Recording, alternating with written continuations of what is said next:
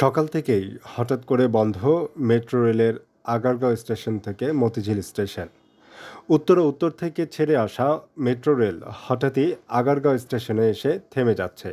সেখানেই সব যাত্রীদের নামতে হচ্ছে। আগারগাঁওয়ের পর মতিঝিল পর্যন্ত যে সকল স্টেশনে যাত্রীরা যেতে চাচ্ছেন তারা আপাতত যেতে পারছেন না। আগারগাঁওয়ে নেমে বিকল্প যানবাহনে তাদের গন্তব্যে পৌঁছাতে হচ্ছে।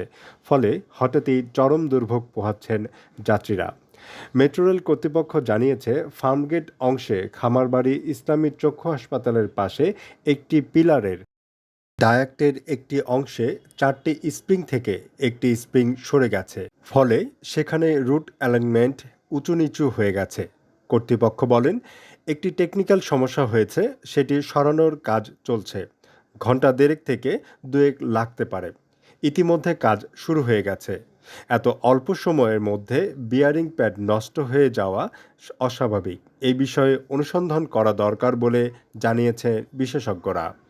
News media desk report.